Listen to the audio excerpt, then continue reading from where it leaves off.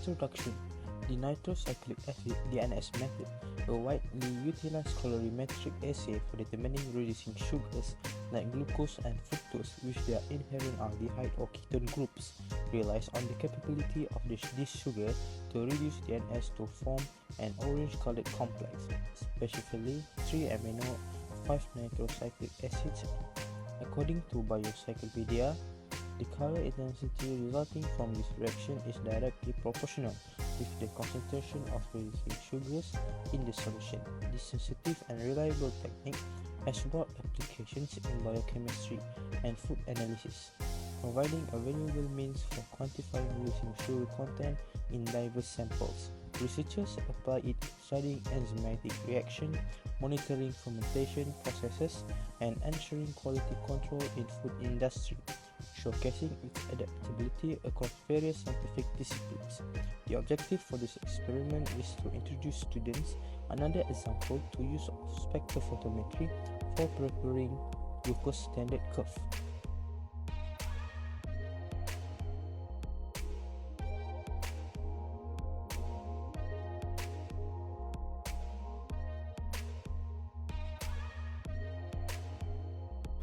Label 6 test tube from 1 to 6.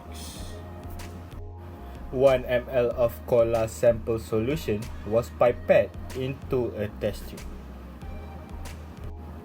The cola sample solution then was diluted with 9 ml of distilled water. That was done to get a 1/10 dilution of cola sample solution. Then, distilled water was pipetted into every test tubes with their respective amount. Test tube 1, 0 ml, test tube 2, 0.5 ml, test tube 3, 0.75 ml, test tube 4, 0.9 ml, test tube 5, 0.95 ml, and test tube 6, 1 ml. Then, the cola sample solution was pipetted with the amount test tube 1, 1 ml, test tube 2, 0.5 ml, test tube 3, 0.25 ml, test tube 4, 0.1 ml, test tube 5, 0.05 ml, and test tube 6, 0 ml. Then, 1 ml of DNS reagent was put into every test tubes. Then, all the test tube was shook well to distribute the content uniformly. All test tubes then was boiled in around 5 to 7 minutes. This is to make sure that the reaction between cola sample solution DNS reagent happens. Then it was cooled down into room temperature. 1 ml of Rochelle salt then was pipetted into all test tubes.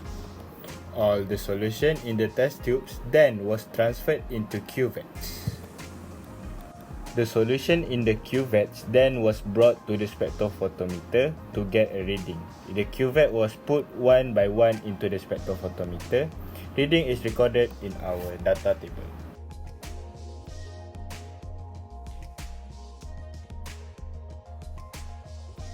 What are the new things that we have learned in Practical 4?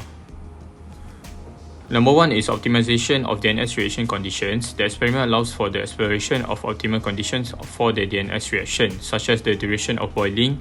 Researchers can investigate whether extending or reducing the boiling time influences the sensitivity and accuracy of the assay. Number 2, effect of sample volume on color development. By varying the volume of the sample in different test tubes, the experiment can provide insights into how the concentration of reducing sugars influences color development. This can help establish the dynamic range of the assay. Number 3 is the interference and background elimination. The inclusion of a blank as a negative control helps in understanding and eliminating background color or interference in the spectrophometric measurements. Moving on to what were difficult for us to conduct the experiment in Practical 4. Number 1 is precision in pipetting. Achieving precise and accurate pipetting of small volumes in microliters can be challenging. Variability in sample distilled water or DNS reagent volumes can introduce errors in the results. Number 2, controlling boiling conditions. Ensuring consistent boiling conditions for all test tubes simultaneously can be difficult. Variations in boiling time or temperature can or may lead to inconsistencies in color development, impacting the reliability of the assay. Number 3, temperature sensitivity during boiling. The sensitivity of the reaction to temperature changes during boiling requires careful control. Slight variations in boiling duration or temperature can affect the rate of the DNS reaction, leading to inaccurate measurements.